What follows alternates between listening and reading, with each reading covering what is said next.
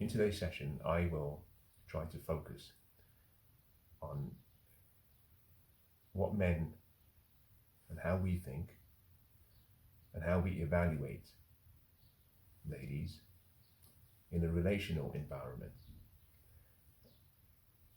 I have recommended before that one of the things a lady has to do is to know how to act like a lady, which was the focus of the prior two sessions, where I talked about being feminine and being traditional, or rather, the importance of having the feminine virtues and the traditional values and virtues. So you have to know, if you're a lady, how to act like a lady. But more importantly, I think you have to combine that process with knowing how to think like a man. There have been several books that have been written about the fact that men and women think and feel differently. I hope today's session will provide some insight into how most men, not all men, but most men, think. By all means, this is not representative of every single man. However, I tend to focus in a socioeconomic group, probably highly educated, from good families, high earning, or wealthy. That's my focus area. Now, there is something, in order for us to understand how both parties look through the lens in their relationships, let me introduce a concept. The first concept is value, and the second concept is price.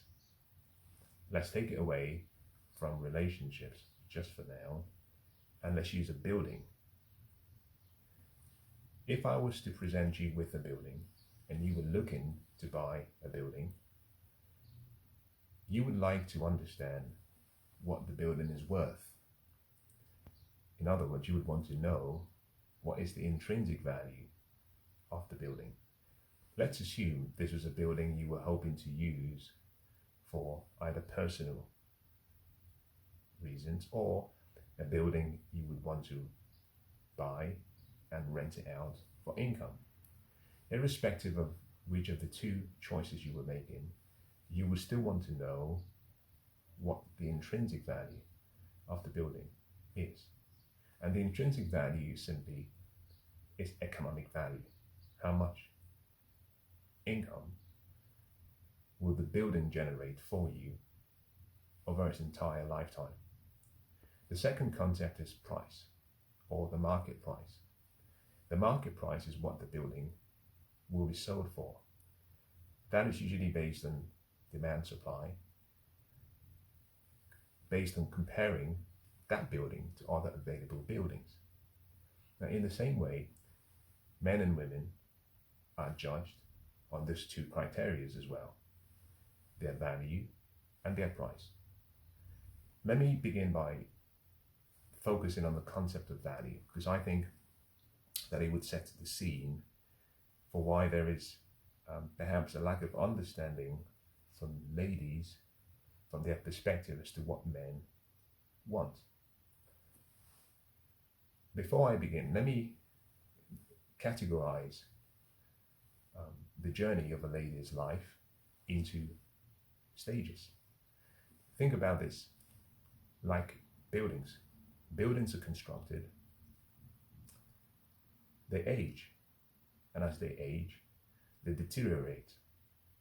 And if they're not maintained well, they dilapidate. And over time, if the dilapidation continues or accelerates at a very fast pace, the buildings have to be either written off or pulled down, and a new building is reconstructed. In a similar fashion, human beings, we are born, we grow, we go through a period of high growth, we get to a period or a stage where we say we are maturing, we exceed our maturity phase, and we start to age, get older, and eventually we die. In a dating scene, ladies and men go through stages. I like to use the word that ladies, you age in fives. I'll focus on 4 very distinct groups or stages. The same groups apply for men. So this is not exclusive to ladies alone. Now, the first stage is between 16 and 21. 5 years. 16 to 17, 17 to 18, 18 to 19, 19 to 20, 20 to 21. Stage 1. Second stage, from 16 to 21, stage 1. From 21 to 26, stage 2. From 26, you move to 31, stage 3. From 31 to 36, stage 4. Beyond 36 is a separate stage. My focus would be to ignore 36 and above. So, in order to understand how men evaluate and make that selection process, or how we rank or score you women, you have to understand what stage are you in that process or in that life cycle. The value you have will change as you journey across different stages. The process of increasing your value or the process of devaluation occurs by nature. There are things you can do to increase your value, but there are things that just are. For example, just aging. The process of aging, no matter how well you look after yourself, and no matter how well you take care of your well-being, your nutrition, your lifestyle, aging is a given. So let's move back one step. Value and price. I'm going to be very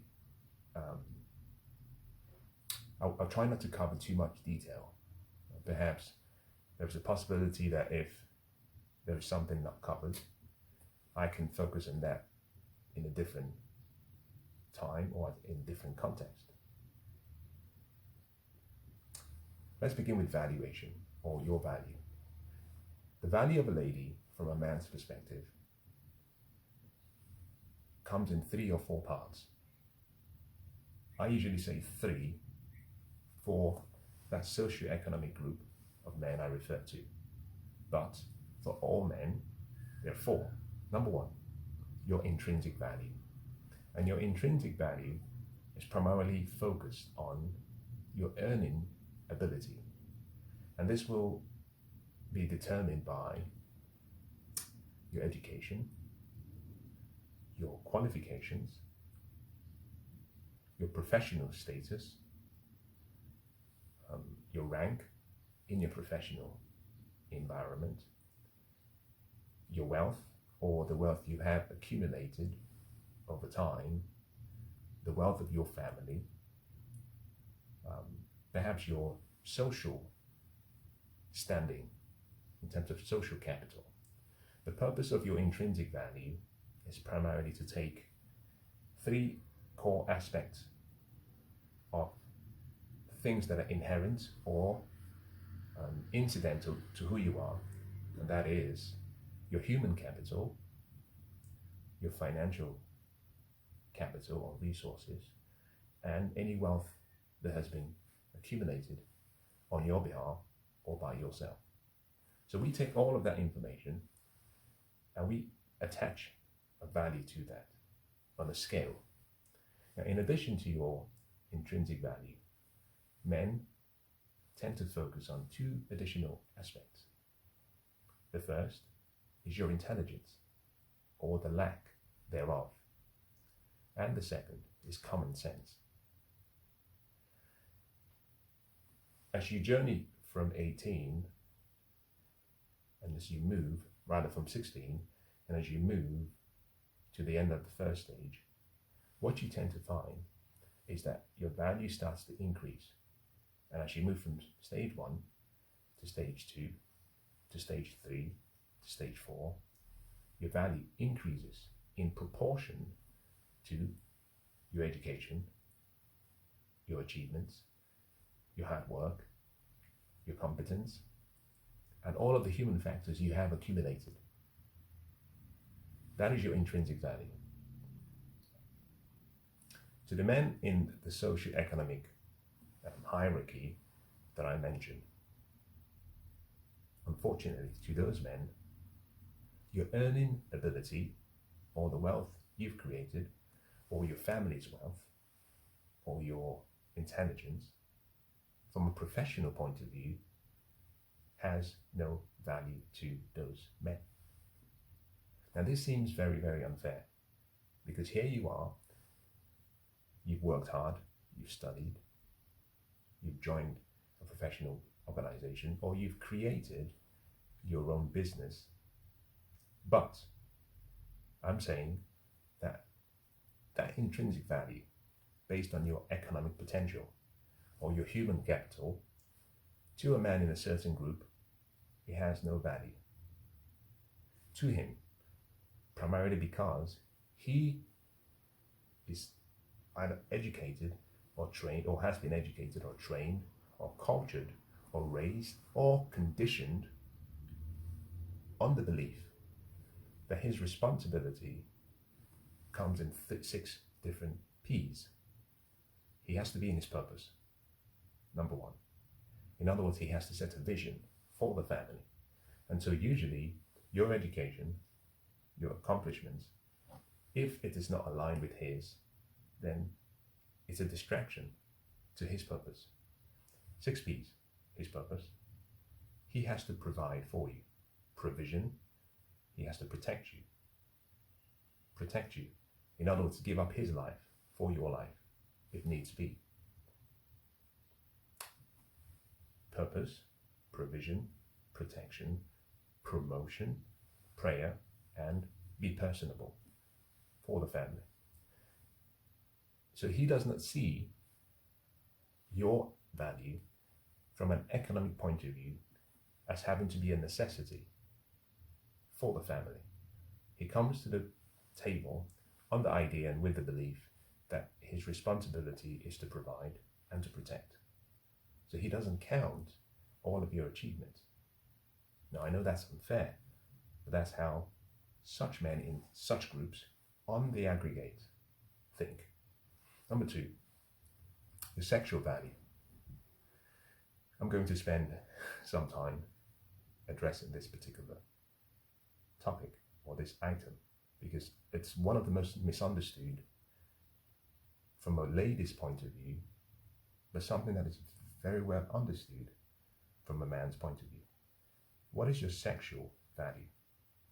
Your sexual value to the marketplace, not to the man, but to the marketplace, is the same as your mating value.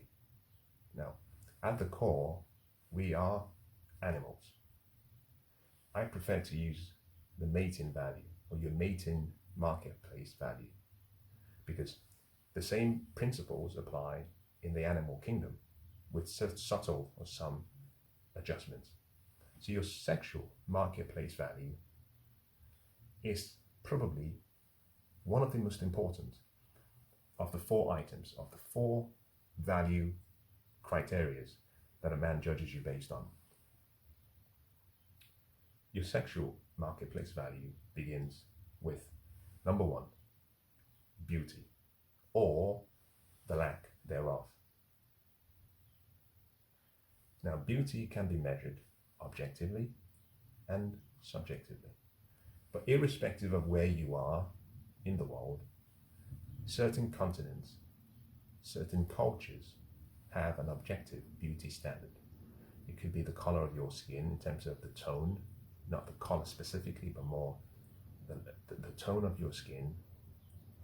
It could be the positions of your eyes in terms of the symmetry between spaces between your mouth and your nose, the space between your eyes, the size of your ears, the shape of your head.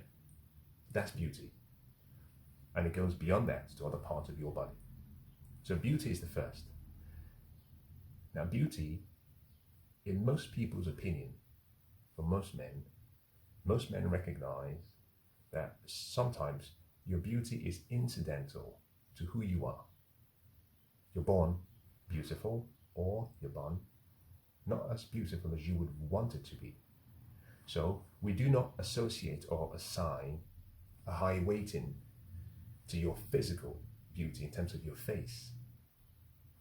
What we do instead is we skip beauty and we move to your fitness, or you being fit. Let me begin with being fit. By fit, I'm referring to aesthetics. Your weight, your height, your size. In many ways, with beauty, we take height and we assign your height within the same group as beauty. Sometimes your height is incidental to who you are. Beyond a certain age, your height ceases to grow at the same pace as you did when you were younger. So we say beauty and height, you can't change that. In basketball they say you cannot coach height. No amount of coaching will make a player taller. So we put that to one side and we go to you being fit and your fitness level. By fit, we're focused on primarily your weight. There is something you can and you should do about your weight. But there's also something you can do about your size. But even more specifically, there is a lot that you can do about how fit you are. Now, in the UK, we say, she's very fit, meaning she has a figure that is attractive. We can distinguish between your shoulders, your tummy, your abs, your love handles, your hips, your thighs, your knees, your calves. Each of those areas of your body is distinguishable, and they should be distinguishable. So we judge you based on how fit you are. And one of the very easy things we do is look at the size of your abs or your belly. Do you have flat tummy, or is your tummy bigger than your bum? We look at the size of your bum. We're looking for symmetry, and the symmetry is judged based on your height. So that the shorter you are, the more the tendency that you will be judged to be oversized if you're round. So the shorter you are, the more the necessity for you to be slimmer. The taller you are, the less the necessity for you to be slimmer, because in many ways it's about relative visualization. It's the relative attributes you have in relation to other people. This means in the UK, the average height of a woman is about 5'5", 5'4", between 5'4" and 5'5". If you are average in height, then ideally you shouldn't be more than a size 12. Now we adjust for ladies who have had health issues, or ladies who have had, and I mean serious health issues, but more importantly, ladies who've had and who've given the men in their lives the rare gift of producing a child. But in broad terms, if you're average, you shouldn't be more than between a size 10 and a size 12, preferably a size 10, UK size. If you're smaller than that, then your dress size has to be smaller. Quite simple. And if you're taller than that, it's easy for it to be tolerated visually. Now everything here that I'm saying is visual. Now, so the first is your fitness. We talked about your beauty and your height, your fitness and how fit you are. By being fit, I'm referring to aesthetics. But by fitness, I'm referring to whether you have a lifestyle that allows you to be able to enjoy life in a healthy way. So for example, men usually have specific activities that we engage in. So we like to play. I like to say, the men, we are from the earth. So we like to play. By fitness, it's whether you can join him or participate in that experience. Do you want to go hiking? Do you want to go jumping? Would you like to climb rocks? Do you like to cycle? Do you want to play football? Do you want to play rugby?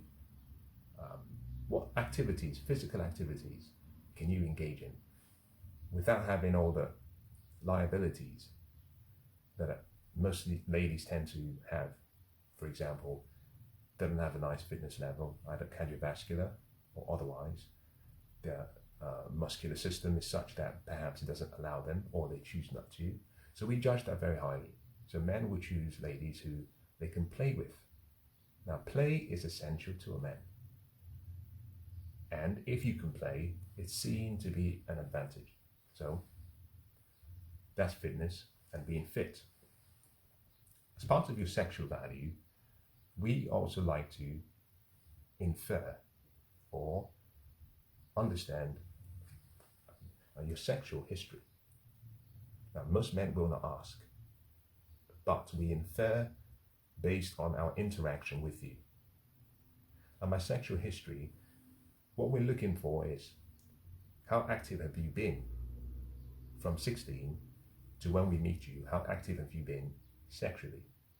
The more sexual partners you have, the more it devalues you, because it simply suggests a lack of self-control, a lack of self-discipline, a lack of self-image and self-worth, a lack of your self-concept, perhaps a lack of the feminine traditional values. Now, we have no issues with you dating, but if the frequency of your dating process and your time in dates or in relationships is very short, we judge that as you not being stable. And so we're looking to understand how promiscuous you have been. I can assure you, from a man's point of view, no man wants to be the one who gets married to the local whore. Now, forgive me for using that term, but you have to think like a man. And so, from a young age, it's important for ladies to be trained and conditioned to value their femininity, but more importantly, to recognize the importance of staying or having a very low sexual history. Ideally, if you can remain a virgin, good for you. I'm not making a value judgment or moral judgment, but the key here is this, this leads me to the next point. The more sexual partners you have, the higher the risks and the likelihood that you have had sexual transmitted diseases. And another correlation to that is the higher the chance that you may have had, or you may have conceived. You may have had a child, or you may have aborted a child if you started too early and if you were not very careful. Not a value judgment, not a moral judgment, just an observation. How we think about things. We want someone we can walk down the street and have the confidence that she has had her own experiences, but she's not, the local girl that everyone knows. And in this day and age of social media, where people use their phones indiscriminately, in my opinion, the concern is normally, I wonder how much information is out there concerning her. Videos, nude videos, or sex videos, or just things that perhaps, if it was presented to you and your parents, you wouldn't be very proud of. So your sexual value in relation to your sexual history is very important. Now, part of what affects your sexual value is the competition in the local area. If there is too much supply of equally attractive women, the ranking of a woman decreases in that location. This is easy to understand. Let's go back to buildings.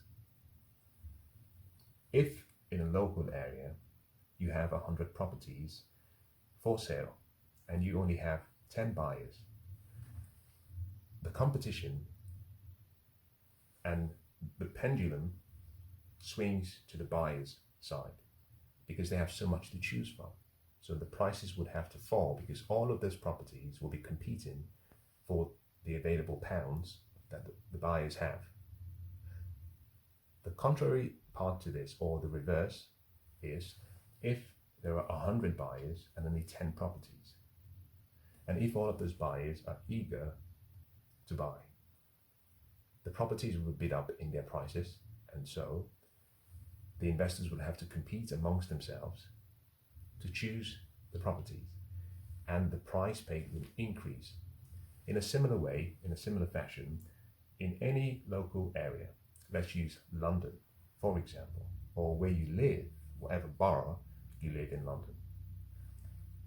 The more beautiful women, attractive women, fit women with good fitness in that area, the more you have to adjust how far you rank yourself as a woman.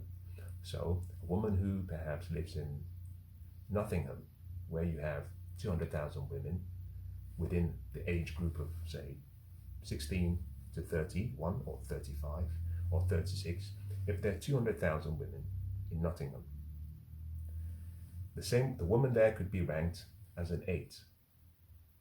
She's gorgeous, she's pretty, she has all the attributes of an attractive woman, and she's personable. An 8 in Nottingham, but she might come to London, where we have in London approximately between 3 and 4 million women. Although within the age group I just defined, we have in excess of about 1.3, 1.2 million women. So automatically there is a recalibration that takes place where her value, her sexual value, might decrease from an 8 to a 6.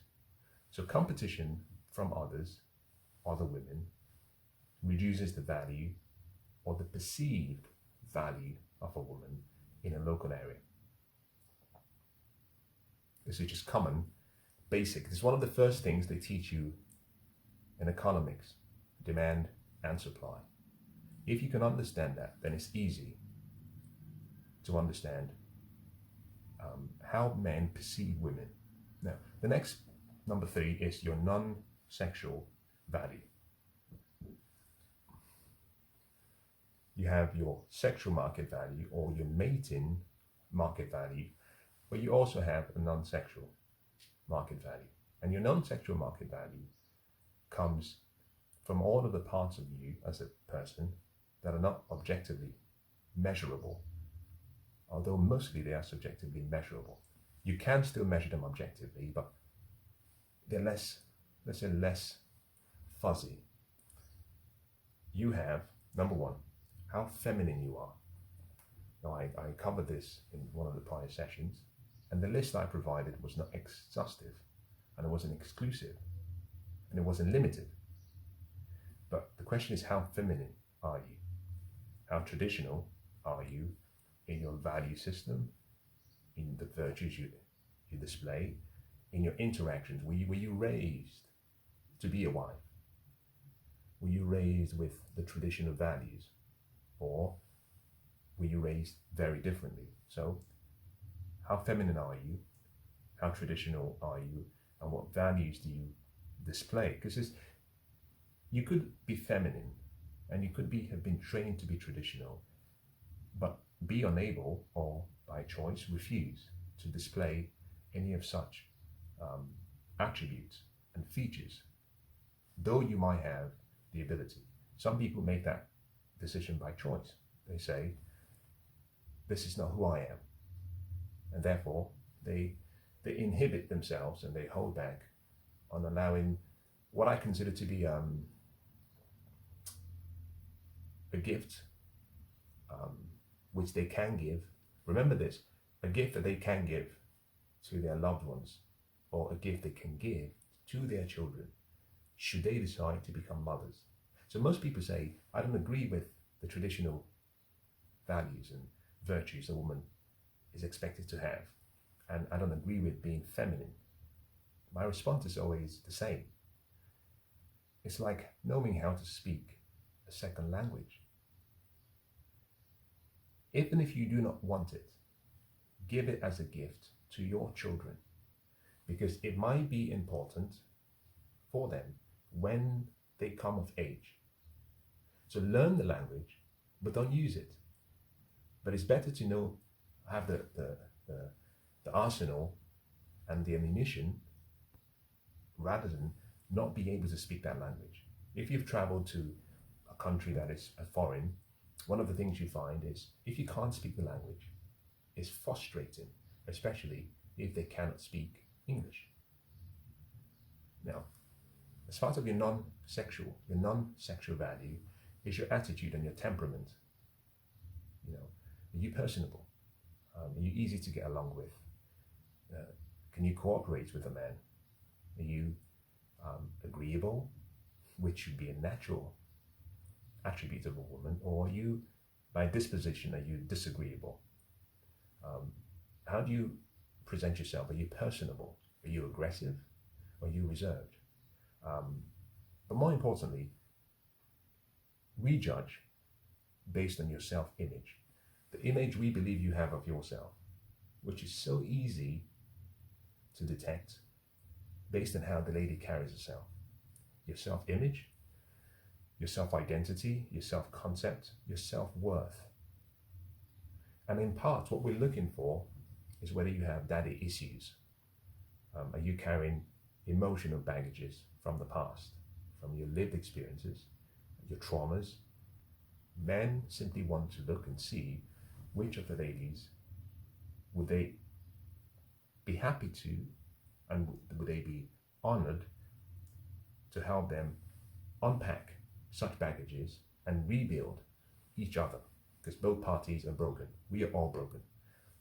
But we're trying to understand, is the baggage you have too much of a liability?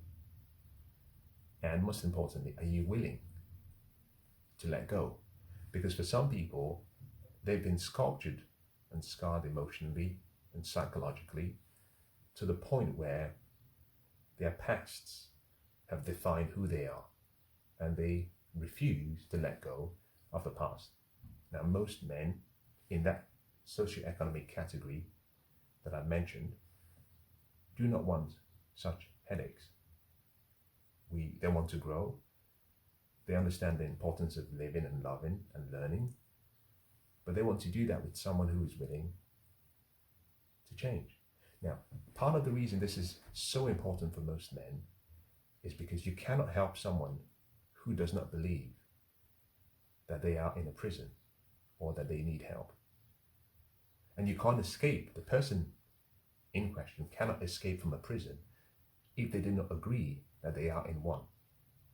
So the importance of your self-image and your self-concept, especially from a man's perspective, is very crucial. We're looking to see whether there are issues underlying your personality. And finally, it's your playfulness or your personality. How does it radiate? So we've talked about three aspects of your value: your intrinsic value, your mating value or your sexual marketplace value, your non-sexual marketplace value, and the final one is your reproductive value. I'm going to go there, because for me not to address this issue will be for me to be ignoring nature. Nature doesn't care. Nature is like a judge that is blind. We're born, we grow, we age, and finally we die. That is nature. If you don't like the sequence of events, or if you do not like how nature has set things up, that is something you have to take up with nature. But from a man's perspective, we are looking at your reproductive value. Your reproductive value is the highest the younger you are. So from age 16 to 21, which is stage 1, your reproductive value is the highest. As you journey through to stage 2, 21 to 26, your reproductive value starts to decline. As you head from 26 to 31, it accelerates. The decline and the steepness of decline accelerates. Unfortunately, as you move from 31 to 36, it gets very, very bad. And beyond 36, nature does what it does. On average, ladies have a higher reproductive value the younger they are. And what men are looking for in trying to understand your reproductive value is we look at your age, we look at your youth. Now, it's difficult for ladies to appreciate why age and youth are important to men. And I have seen and I have heard women who are in their 30s criticize men who are in their late 30s or in their early 40s or even in their 50s. They criticize men for choosing ladies or women who are between age 21 to 26 in the second group. What they do not understand is a lady who is youthful and who is young has so many advantages over someone who is 36. I'm not making a value judgment.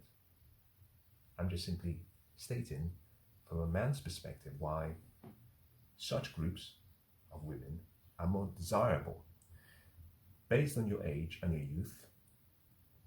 The first thing I would say is younger ladies are more animated.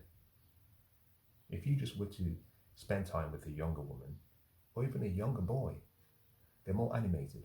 They're more animated, they're more exciting or excited. Their facial expressions are more attractive because they're still young. How they use their faces, how they smirk, how they use the several muscles of the face in expressing themselves, their gestures. In addition to that, ladies who are in that group at that age, at younger ages, are healthier and they're more fertile. Now, fertility is the core. It's the core ingredient of your reproductive value. The younger you are, the more fertile you are. Ladies are born with a fixed number of eggs.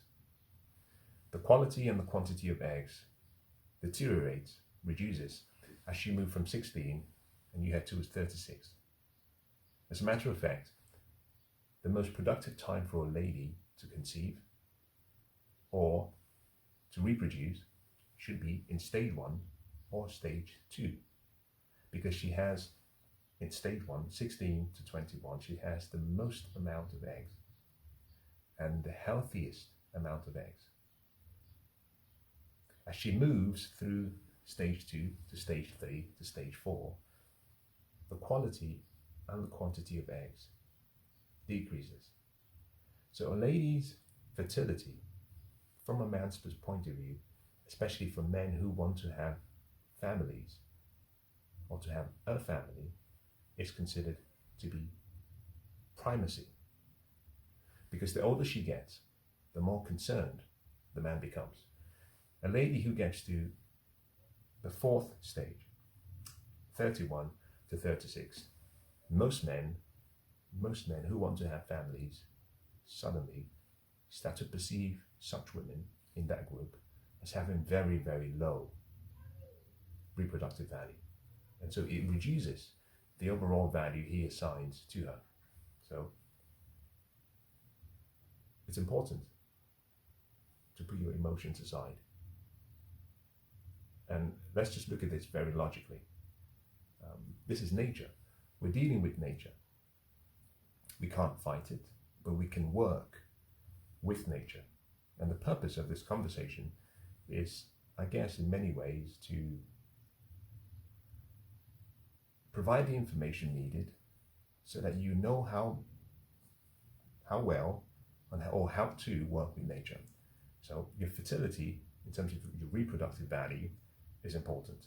But what we're looking for, especially for people in that age group, is the quality and the quantity of your lived experiences. Let me expand on that very briefly before I summarize. Someone who is in their 20s has had less experience, lived experiences, compared to someone who is in their 30s. Let's pick a specific age. Someone who's 22 has had fewer lived experiences than someone who's 32. What that means is that from a man's point of view, a man who is in his 40s or late 30s, he has a lot more that he can do with a younger woman, whereby the experience that he provides, or the opportunities he creates, shared experiences like traveling, hiking, doing new things, visiting places, or even telling you about life, it's a lot more exciting for him, because effectively the younger lady is like a blank canvas. So she's excited about new things. A lady who is in her 30s, 35, 36, in most cases, if she's single, or if she's been in a relationship or has been married, she has seen most of those experiences. And so there is not the excitement level still exists, but it's not the same. Especially if she's been a very educated, intellectually sound, has come from a good family, has had resources from herself or from her family, and therefore has had the opportunity to explore life, philosophy, history, culture, traveling. She's had the opportunity to create that for herself in the absence of a man or with a man. And so most men who are 30s and above prefer younger women, because one of the qualities a man craves, one of the things a man craves from a woman is praise. And praise comes naturally to women, or is forced by an active process. For someone who has never had an experience, if you were to buy them a flower, the excitement level is much higher. You're more likely to be praised. For someone who has had flowers given to them every single day, if you're dating such a person, and if you buy flowers once a week, you're less likely to be praised. And so it's just a case of understanding what we find valuable. Praise and honor are very important to most men. So to summarize your reproductive value, we've talked about your age, your youth, we talked about your fertility and how fertile you could be. But one of the things I haven't mentioned, which I should mention, because we have an epidemic in several ethnic groups in the United Kingdom, is the number of kids you've had. Are you a mother? Have you had kids? Whether that be kids from a marriage or kids out of wedlock, doesn't matter. For most men, if you've had children by other men, we count that as a conflict of interest. But more importantly, we count that as something to be held against you, especially if we haven't had children and if we are still young. But we hold that against you if the conditions surrounding the birth of the child and the raising of the child could have been avoided. In other words, if this was a result of lack of self-discipline, poor behavior on your part, we see that as an error on your part. And we see the child as a liability. It's another mouth to feed. I have to deal with the father. I have to deal with the father's parents. I have to deal with the child not accepting me as his father. So there is no gain on the average for me as a man, if I were in that group, to choose a woman who already has 2 or 3 children, when I can also always choose someone who is younger, has no kids, and therefore no liability. And I have the opportunity to create my own family with the person. So you are at a disadvantage. So women who have had children are at a reproductive disadvantage, especially because such women, whether they've had 1 child or 2 or more, it is the case that the likelihood that the man will end up having as many kids with you as he would want is lower, because you've already had the experience. Maybe you've had one child or two children, and perhaps you can only tolerate another one. So he only gets one from you, whereas someone else had two with you. So your conception history, in other words, how many kids you've had, is a liability, and a big one, for the woman. Now, for women above 36, the equation is very different. And the process of valuing a woman who is above 36, who has had children, is different, because for such women, there is an opportunity for her to find a man who is in her 40s or 50s or 60s, who has already had children. And so he does not want to have more kids. But I'm specifically referring to men in a specific socioeconomic group, but in a specific age group. So most men who are between 22 all the way up to 40 are not necessarily looking to be a stepfather to another man's child. Even in the animal kingdom, if you were to go through the animal kingdom, whenever the male pack, a man comes to mate with a woman or to stay with a woman, if she's had cubs or she's had offsprings from a different man, one of the first things to happen is that the man kills the offsprings, all the cubs, because he sees them as a threat, another mouth to feed, but also the kids have not come from his loins. And so in the animal kingdom, because you always have that rivalry, he sees that young boy as a threat. He can grow up and he can kill him. So best we just eradicate the young child, the young cub, the young offspring very early, before the child is of age to be able to defend itself. The same thing applies, because we are animals at the core. We're the highest form of the animal kingdom, yes, but we are still animals. And so most men, if they had a choice,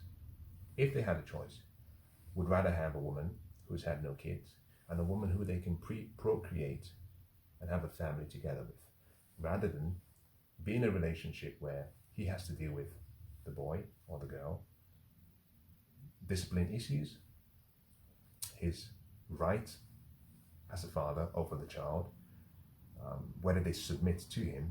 He has to deal with the woman's ex-husband, spouse, partner, or the child's father, and all the shenanigans. Plus he has to feed and provide and protect, and all of the time he's doing that for something that is not his. So it's important you understand that the reproductive value of a woman is very crucial to most men who are looking to get married. Now, when you take those four separate value distinctions, you can score each of those value distinctions. Again, I said the first was your intrinsic value, your ability to earn, your education, your profession, your achievements, your wealth. Most men who are in that socioeconomic group, we do not care. We don't care, because we see that our duty, our obligation, our responsibility is to provide and to protect. So we're not looking for you to be a helping hand. We're looking to make sure we have the resources to provide for you. And if it so happens that you already have resources, that is yours to keep. My resources are there to protect, to provide for the family. The three value indicators that ladies should look into is, if you take out the first, your sexual marketplace or your mating value, your non-sexual value, and number three, your reproductive value. Men will score you, or men score women, on all three. We do not do this in a scientific process. Sometimes it's something we do very quickly in our head. You're introduced to someone, she's 36, she's had a child, she's overweight, she has a poor attitude. We score her very fast, very quickly. We meet someone else, she's 40, she's feminine, she has traditional values, she's kind, she's agreeable, she's cooperative, she's not overweight, she's within her weight class, she has no kids, we give her a higher score. It's something we do very fast. Sometimes we do it subconsciously, or sometimes the marketplace does it for you. Now, that is value. We haven't talked about price. See, value is what you get. The price is what you pay. Now, the cost always exceeds the price. So from a man's point of view, we are calculating machines. What we say is, well, I would like to find a woman for which her market price is below her value. So we want to find a woman with a higher value than the price we pay. Just like we would do if you were making a financial transaction. You want to get your money's worth. And we say, whilst her market price is known, we also want the cost of ownership or being with you to be such that when we evaluate the total cost of purchase, acquisition, ownership, management, or co-coupling overall for the duration of the marriage and the union, the overall cost is still below the value. And most importantly, recognizing that the value decreases for certain value indicators like your sexual marketplace value or your reproductive value, recognizing that it decreases. We're looking for something that will decrease at a slower rate. With that information, we make a conclusion. I said before that from a pricing point of view, it's simply based on demand and supply. The more the supply of good women, attractive women, beautiful women, fit women, feminine traditional women, and women who have had no prior reproduction of offsprings, the more of those type of women in a particular location, the less the overall value of each of those women. Because you have a situation where there is too much supply. And if the demand is lower than the supply, the price or the value of the woman decreases. Now, your value in the sight of God, and your value to your family, and your value to yourself is what you decide it is, or what your family decides it is. But in the marketplace, recognizing, and this is perhaps the most important statement I'll make before I close, recognizing that the consumer of what women produce or who they are primarily men. It's important to understand what the client or the consumer wants. I think one of the greatest disservice that has taken place, especially for women in the last 40 years, is that if you were to walk into any shop, or you go online, or you try to interact either by events, seminars, and you're looking for women empowerment seminars, books that have been written about how to be more feminine, how to be more loving, how to be a lady. One of the things you find, which I think is a tragedy, especially for modern women today, is that all of the information is produced by women. It's seldom produced by men. So what we have is this dichotomy. The people buying the product are saying, you're not giving me what I want. The people who are the product are going to other customers to ask for how they can make themselves better. And so you have this dichotomy where the two groups are struggling to understand how there is so much misinformation, miscommunication, misunderstanding, lack of cooperation between both parties. Ladies, if you want to get good advice about relationship issues, you need to stop listening to women, especially older women, and especially older women who were not raised in a two-parent family, or the women who were not married or have been divorced, or the women who just want to coach. You need to go and listen more to men, especially men who have had the lived experience, or men who have nothing to gain from providing the advice they provide, harsh as the advice might be. You need to find places where the person giving the advice is not trying to make you feel good. The person giving you the advice loves you too much to leave you the way you are. And ladies, in any local area, the demand-supply dynamics is primacy. Therefore, the more good women that are in a location, the lower your value in the marketplace. This is basic demand-supply. The fewer women who are of good virtues and values, the higher the market perceives your value, because in effect, there's fewer competition. So competition is your friend and competition is your enemy. I hope that's been useful.